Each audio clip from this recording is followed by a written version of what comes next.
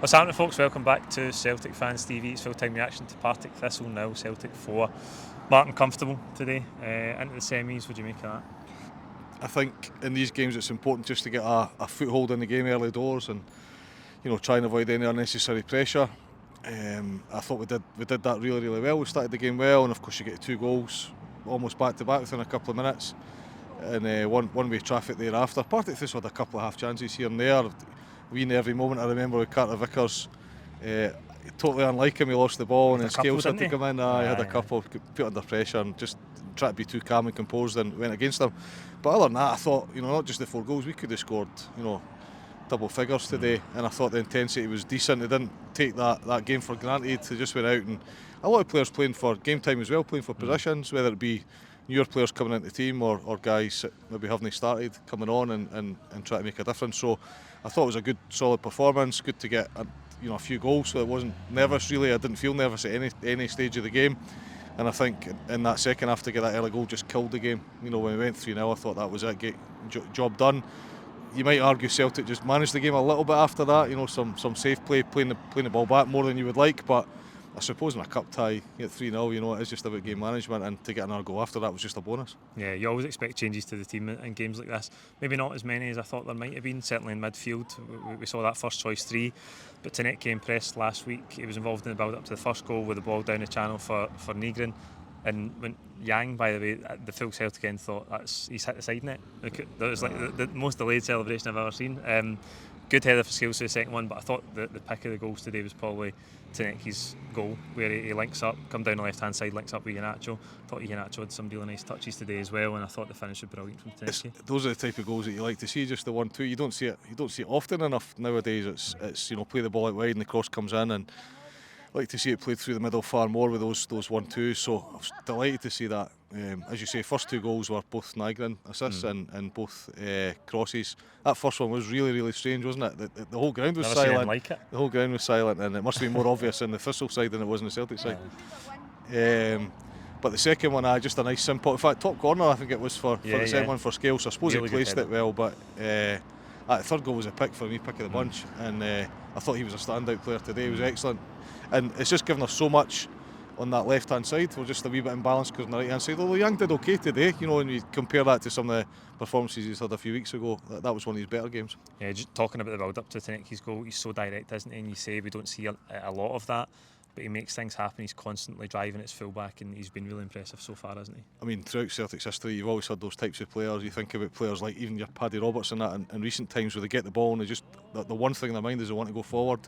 And on the odd occasion you have to play a safe pass back, but this guy goes inside and outside, and he's direct, and he wants the ball, demands the ball, and it's exactly what we're missing in that team.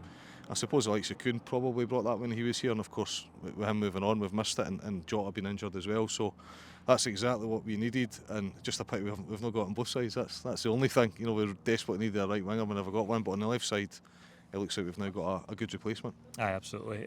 Bigger test to come for the team, obviously. Belgrade during the week, Hibs at home next weekend, but I think this is another sort of step up. We got the late winner last weekend. I know that's a cup tie, but it's a comfortable win, and hopefully we'll just start to pick up now. It's trying to get a bit of momentum. I mean, frustrating in Europe, no doubt. That'll hurt us for a while. That defeat over the 2 legs, getting knocked out. But domestically, the results have been fairly good, albeit some of the games we've had to wait late. But I think we scored 16 and conceded 2, and 7 games, 2 in the cup and 5 in the league. So domestically, we haven't really been properly tested yet. The game at Ibrox was a frustration for us because we didn't really go for it and try and win the game as much as we would have liked. But other than that, most of the games have been fairly comfy, and today was another one that we can just tick off and look forward to a semi-final now. Yeah, absolutely. Young Colby Donovan again at right back. 2 starts in a row for him with injuries that we've got, but I thought he stood up really well, performed well again today. Brendan Rodgers throwing him forward there to take the adulation of the crowd at the end.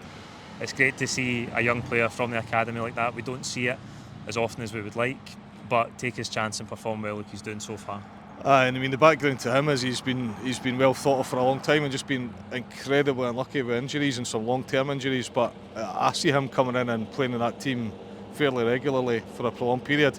I've seen Brendan talking to him at the end as well, and just it almost looked like Donovan was frustrated with elements of his game, and he's saying to Brendan, and it's almost like Brendan was like, no, you played well, and trying to assure him. But again, it's good to see that he's not getting ahead of himself. He's not one of those youngsters that is got himself up on a pedestal. He wants to improve, and you could see that with the dialogue with him and the manager at the end. And I thought he was good.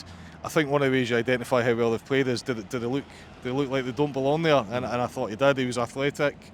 His work ethic was excellent. His decision making was good, and he brings a lot defensively and defensively.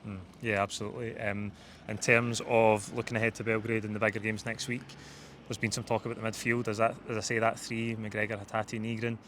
Do you think we might see any changes? What do you think of the midfield so far this season? I think McGregor. So my opinion on the likes of McGregor and Hatate and others is sometimes when the team's really struggling, you expect these guys to step up and make a difference, and often they do. But sometimes their performances are impacted by the players around about you aren't performing.